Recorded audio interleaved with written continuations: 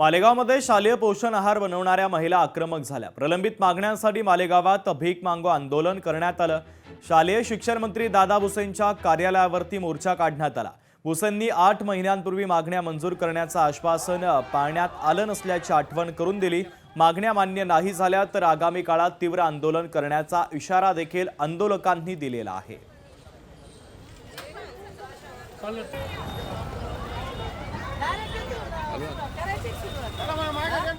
तेव्हापासून या महाराष्ट्र सरकारने फक्त आम्हाला त्यावेळेस 2011 मध्ये 1000 रुपये मानधनापासून तर तब्बल कमीत कमी 15 वर्षाचा कालावधी संपून सुद्धा आम्हाला या महागाईच्या काळात 2500 रुपये मानधनात शालेय पोषण आहार कर्मचाऱ्यांनी जगावे कसं, हा सर्वात मोठा आमच्यासमोर एक प्रश्न निर्माण झालेला आहे। आणि त्या 2500 आमच्या विद्यार्थ्यांना शिक्षण काय द्यायचं, आम्ही स्वतः काय जगायचं, बिमार पडलो तर आम्हाला घरात मरून जावं लागते की या संपूर्ण महाराष्ट्रात शालेय पोषण आहार कर्मचाऱ्यांना मानधन हे जास्तीच्या प्रमाणात दिले जात आहे। हे 2500 रुपये जास्तीचं आहे काय, आमचा हा प्रश्न या शिक्षण मंत्र्यांना आज आहे।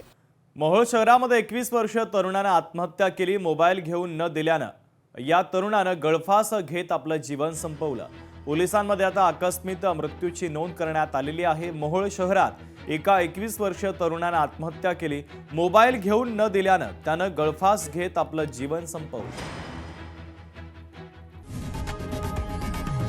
लोकशाही मराठी ऐका, पहा, जागरूक रहा।